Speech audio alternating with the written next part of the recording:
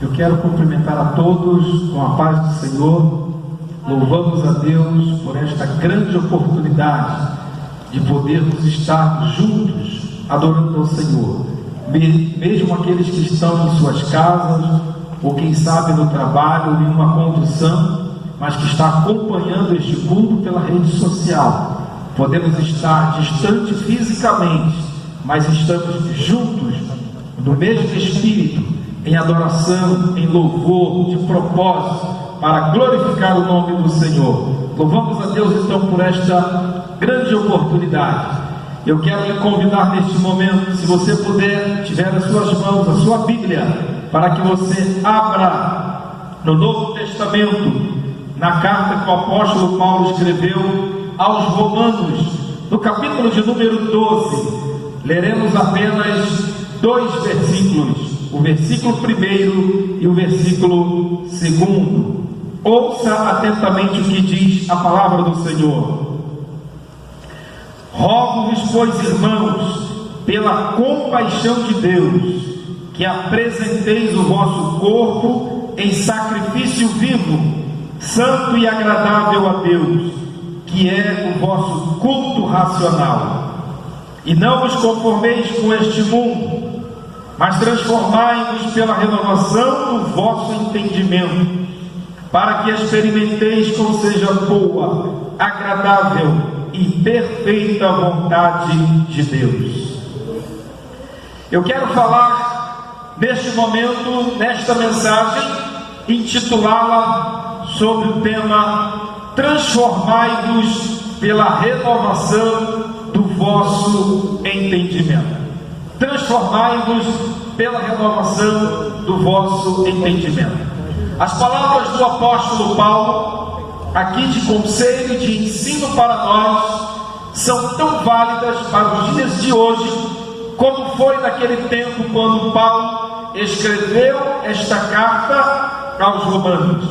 O apóstolo Paulo era um homem que tinha não apenas o conhecimento da cultura ou das leis judaicas de seu povo, mas Paulo tinha também o conhecimento helênico, o conhecimento do mundo grego. Paulo conhecia bem a filosofia de seu tempo. Paulo conhecia com muita propriedade os costumes, os valores, as leis, as tradições que imperavam no seu tempo. E Paulo, pela direção do Espírito Santo, pela orientação do Espírito Santo e o discernimento dado pelo Espírito Santo, o apóstolo Paulo soube saber dividir aquelas coisas que eram boas, que eram agradáveis, que deveriam fazer parte da sua vida cotidiana, daquilo que de fato agradava a Deus e daquilo que não agradava a Deus.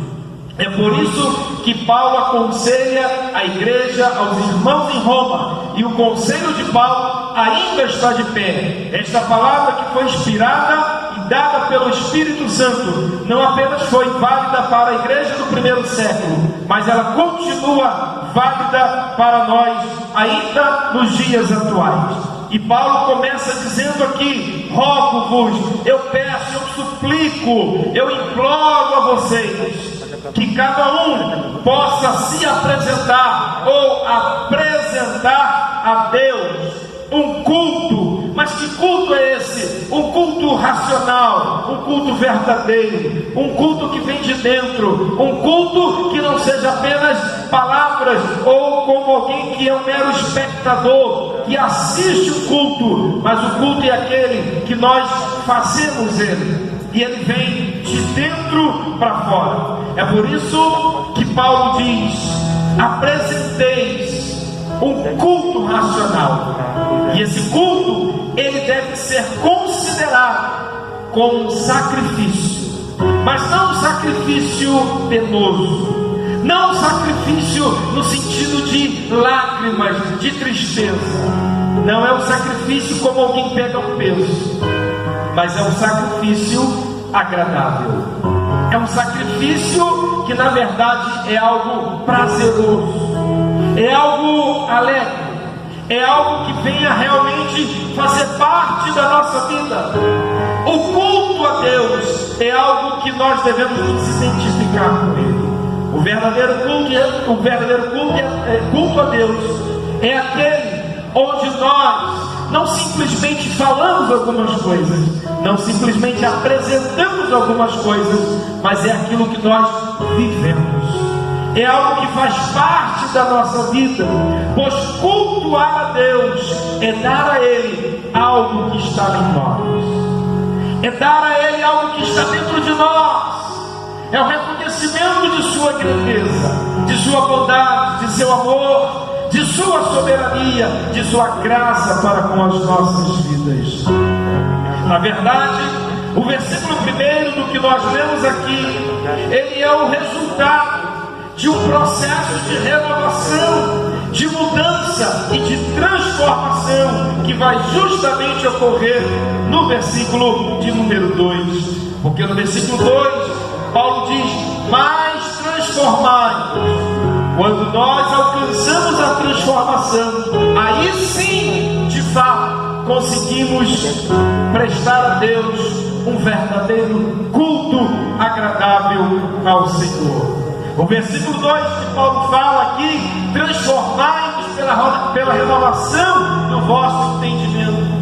Esse versículo, ele tem uma dimensão prática, ele tem uma dimensão que envolve as nossas atitudes, que envolve as nossas decisões.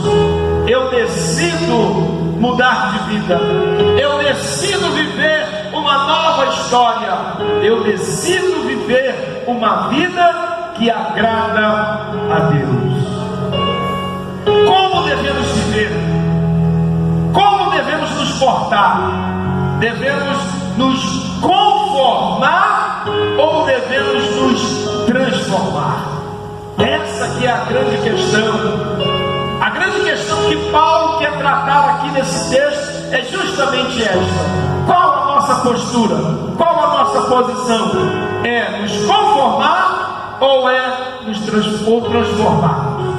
Qual a nossa decisão? A palavra conformar, ela vem de sistematizo, significa no grego é se parecer igual, ou se aliar, ou se aceitar, ou conformar, ou fazer parceria com alguma coisa que já existe, que já está em vigor. Mas a palavra que Paulo usa não é conformar. A palavra de Paulo aqui, se nós lermos o versículo 12, o capítulo 12, versículo 2, Paulo não está falando de sistematismo, de conformar. Paulo está usando uma outra expressão. Paulo está falando de metamorfó, que significa transformar. Não é parecer, não é se conformar, mas é se transformar.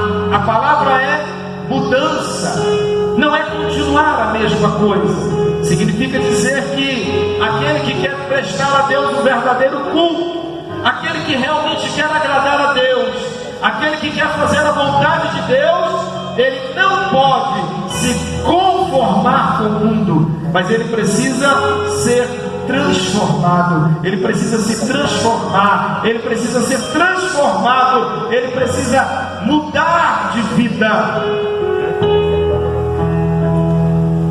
Podemos, ao ler o versículo 2, quando Paulo diz: e não vos conformais com este mundo. A palavra mundo na Bíblia, ela é citada de 3 formas diferentes. Há 3 palavras para mundo no contexto bíblico. A primeira é cosmos. A palavra cosmos significa toda a criação. Deus é o Senhor do cosmos, ou seja, Ele é o Senhor da criação. Ele criou tudo e todas as coisas. A Bíblia diz que, se referindo a Jesus, que sem Ele nada do que existe, nada do que foi feito se fez sem Jesus. Ele é o Criador de todas as coisas. O cosmos significa a criação de tudo, dos seres vivos, dos dos planetas, de todo o universo. É a palavra cosmos. Esta palavra no Novo Testamento, ela é citada mais de 187 vezes pelo menos. Mas não é esse mundo que a Bíblia está se referindo exatamente nesse texto. Não é esse mundo que Paulo está falando. A segunda palavra para mundo na Bíblia é a palavra ikomene, que significa habitação, ajuntamento de pessoas. É o mundo dos seres humanos. Só no Novo Testamento, de forma teológica e bíblica, esta palavra é citada mais de 10 vezes. Mas não é esse o mundo que Paulo está falando. Transformai-vos, não se conformeis com este mundo. O mundo que Paulo está falando é a terceira tradução ou expressão para mundo na Bíblia, que é aion. Esta palavra no Novo Testamento é citada pelo menos 41 vezes.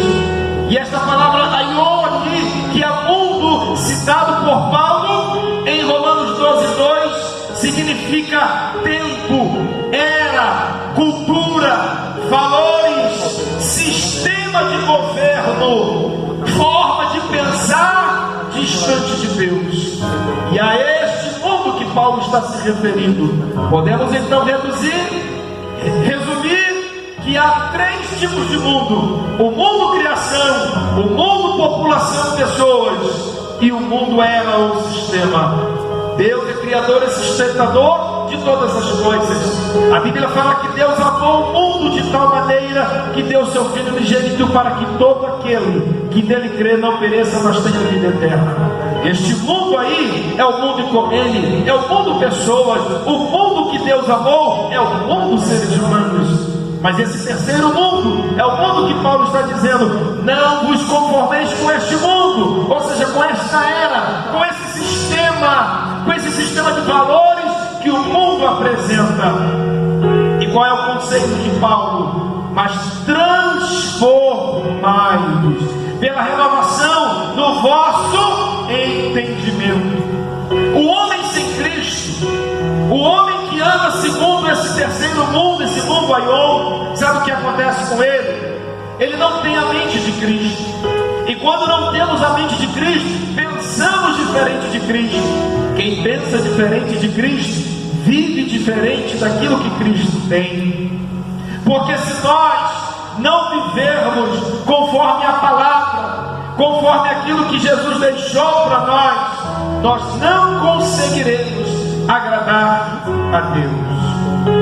O homem sem a mente de Cristo, ele vive conforme os valores que o mundo aion apresenta.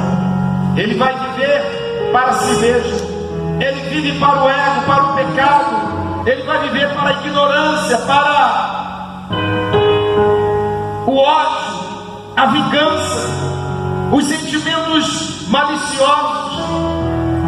Mas quando temos a mente de Cristo, quando somos alcançados pela transformação, agora, ao ter a mente de Cristo, somos uma nova criatura. Recebemos a graça de Deus e passamos a andar e a viver conforme a palavra de Deus. Quando Paulo diz: mas transformai-vos pela renovação do vosso entendimento, Paulo está dizendo: não viva conforme a fórmula do mundo, não viva conforme o mundo diz, mas seja transformado pelo poder transformador da palavra de Deus. E aí você terá a mente de Cristo.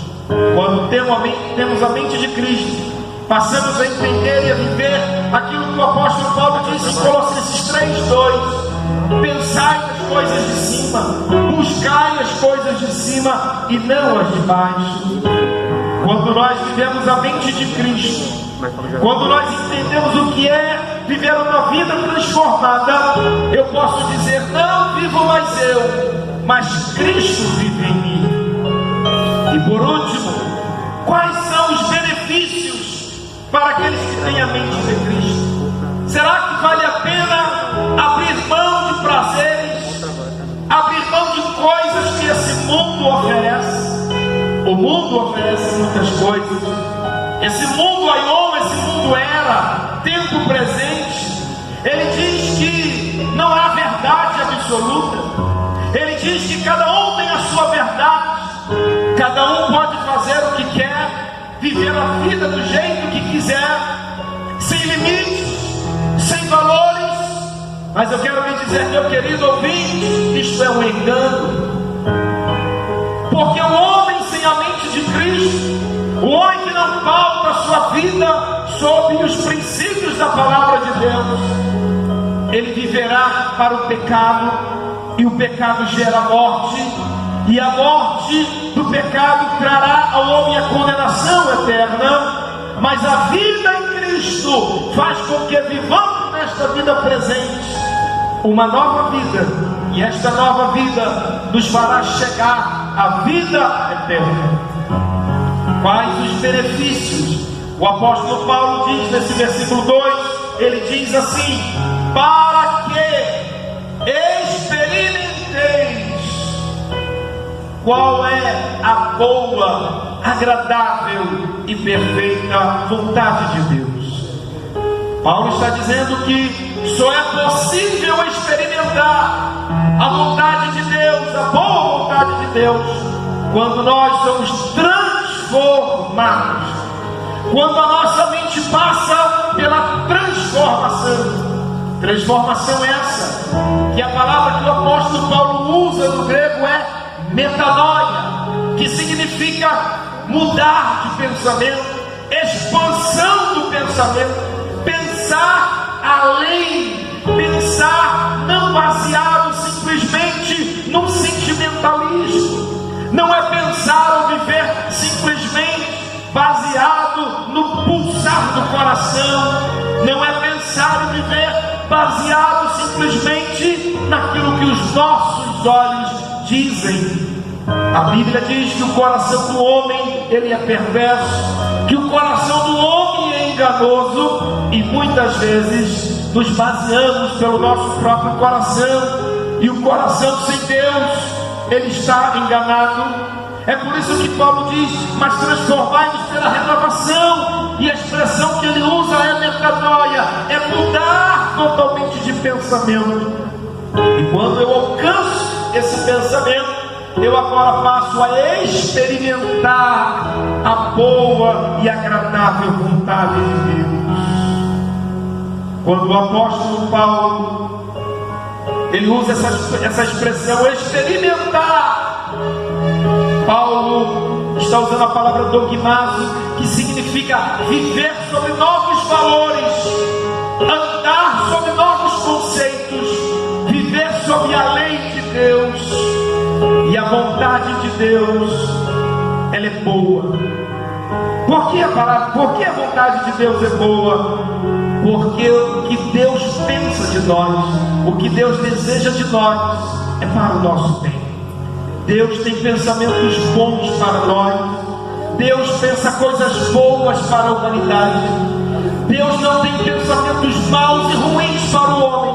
Os pensamentos de Deus para nós são bons, mas para que vivamos os bons pensamentos de Deus para nós, precisamos mudar de atitude. O que Deus pensa de nós é bom. Queridos, o que Deus pensa sobre você, sobre a sua família, sobre o seu futuro é bom. Deus tem coisas boas para nós. Segundo, a vontade dele é agradável. O Salmo 115, 3 diz que a vontade de Deus ela é realizada no céu, e ele fica agradado, ou seja, ele se agrada de ver quando as pessoas cumprem a sua vontade. A palavra dele diz que a vontade dele é agradável. O que é agradável? Aquilo que é aceitável, aquilo que é coerente, aquilo que é verdadeiro, aquilo que é puro, aquilo que é honesto, aquilo que não há contradição. Queridos, muitas vezes nós fazemos coisas, nós usamos coisas, nos envolvemos em algumas situações que nos trazem depressão, que nos trazem dor, que nos trazem perdas. Quantas vezes Muitas pessoas fazendo uso de tantas coisas nessa vida que depois vai lhe custar a própria vida. Mas quando experimentamos a vontade agradável de Deus, significa dizer que tudo que nós vivenciarmos, tudo que experimentarmos, não nos fará mal, nos fará bem, será bom, será de alegria e de felicidade para as nossas vidas. Quando temos experiências amargas, é porque não estamos vivendo a agradável vontade de Deus. A agradável vontade de Deus significa desfrutar do melhor que Ele estabeleceu para a humanidade. Em terceiro lugar, a vontade dele é perfeita. Significa dizer que ninguém pensa melhor do que Deus. Ninguém sabe o que é melhor para nós do que o próprio Deus. Ele sabe o que é melhor para nós. Ele tem as melhores escolhas. Ele tem as melhores decisões para nós. A vontade dele é perfeita. Quantas vezes nós fazemos algo e dizemos, temos que corrigir. Quantas vezes nós fazemos algo e depois de tanto trabalho, nós percebemos que erramos, que falhamos, que ainda ficou algo a ser feito. Mas Deus não. Deus não precisa fazer uma mesma coisa duas vezes. Deus não precisa duas vezes ou três ou mais vezes fazer algo, porque Ele é perfeito. Tudo que Ele faz é perfeito. O que Deus faz não precisa de retoque. O que Deus faz não precisa de correção. O que Deus faz não precisamos colocar adicional naquilo que Deus faz. Significa dizer que quando experimentamos a vontade perfeita de Deus, nós iremos nos completar. A completude da vida humana está na realização de compreender e refazer a vontade de Deus. Muitas pessoas estão entrando no caminho dos vícios, da bebida, do pecado. Quantas pessoas estão tirando a sua própria vida porque não são felizes, porque estão à procura da alegria, estão procurando a felicidade, mas não encontram. Por quê? Porque tudo que elas fazem é imperfeito. Tudo que elas fazem não completa a sua real necessidade. Mas eu quero lhe dizer neste momento que a vontade de Deus, ela é boa, ela é agradável e ela é perfeita. E nós precisamos dessa vontade. Mas existe uma cláusula: só é possível experimentar esta vontade se nós passarmos pelo processo de transformação. E eu quero concluir esta palavra, concluir esta mensagem, lhe convidando a refletir se você de fato já passou por essa experiência, se você já realmente tem sido transformado, se você já experimentou esta renovação, se você já experimentou, você já está vivendo a vontade de Deus e deve viver uma vida de sujeição a Ele. Mas se você ainda não experimentou esta vontade de Deus, é porque a sua mente não foi transformada, é porque você ainda não está oferecendo a Ele um verdadeiro culto racional.